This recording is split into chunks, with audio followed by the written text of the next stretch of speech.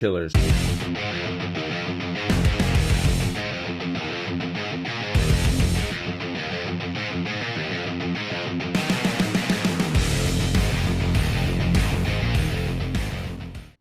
What's up, guys? Today we're going to be going through how to pressurize a Trane low pressure centrifugal so you guys can leak check it. If you miss a step along the way, it's possible you can blow out the evaporator gaskets or even break the rupture disc on the condenser and vent out the charge. So it's really important you pay attention and take notes as you go so you guys don't make the same mistakes I did. Let's get into it. First things first, shut off all the pumps, valve off the machine. So valve off the condenser and the evaporator, both sides, entering and leaving. And then make sure you crack the inlet valve on the evaporator and condenser, I don't know, about 50%. You just want to make sure that it's cracked open. If you don't do this, you run the risk of blowing out the gaskets because once the water starts to heat, it'll expand and it'll have enough pressure to blow out the gaskets. Don't ask me how I know. I've had to find out the hard way, but just make sure that you have one of the valves cracked. Alright, now that you got the machine valved off, the first thing you're going to need to do is hook up your refrigerant hose from the transducer on the pressurizer unit. And take that hose from the transducer and then hook it up to the condenser on the chiller. Next, you'll take the water hoses and connect from the inlet of the pump to the outlet of the evaporator. And then take the outlet of the heater to the inlet of the evaporator on the chiller. And then go ahead and open up those valves and vent the air from the pump and the heater. Next, you want to go ahead and apply power to the unit. Go ahead and turn it on. When you first turn it on, you're going to get prompted to set it up. So you'll go ahead and go through the prompts, hit start, select the pressure you want to maintain.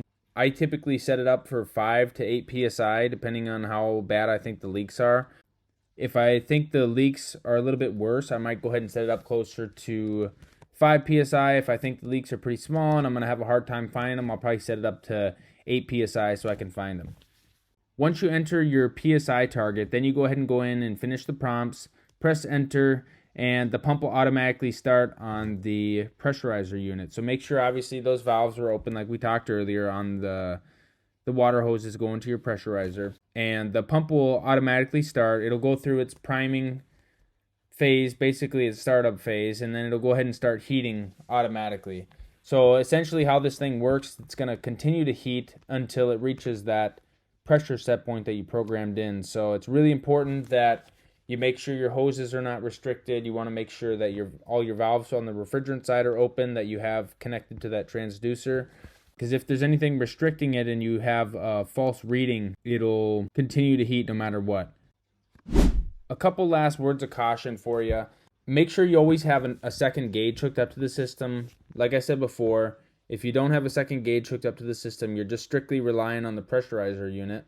It's very possible that at some point that transducer is going to fail or your hose is going to have a leak in it or there's going to be some sort of a restriction and it's not going to read properly. So it's really important you have your own gauge on there as well. That way you can actually monitor what's happening so you're not strictly relying on that piece of equipment. The next word of caution is don't ever leave the room when you're running it. Like I said before, it's a mechanical piece of equipment. Anything can fail. So it's really important you don't leave the room. If you leave the room and the transducer fails or your hose breaks or something stupid, you're going to continue to heat that thing until you blow the rupture disc. So it's really important you don't leave the room. And also, like I said before, it's really important you make sure you crack the evaporator valves and the condenser valves just to make sure that you're not hydraulically locking that. Another quick note on that, one of the jobs I was on had another valve that I couldn't see that was further away. So it's also important to make sure you kind of take a peek at your piping as well, just in case you have another check valve or you have another valve somewhere else that's closed off. Because if you hydraulically lock the vessel in any way, you're going to be blowing the evaporator gaskets. And that's what I did in that case. So just make sure that you're paying attention to that. Make sure you're looking at everything. Make sure there's no way that the water is going to get hydraulically locked and be able to blow those gaskets out.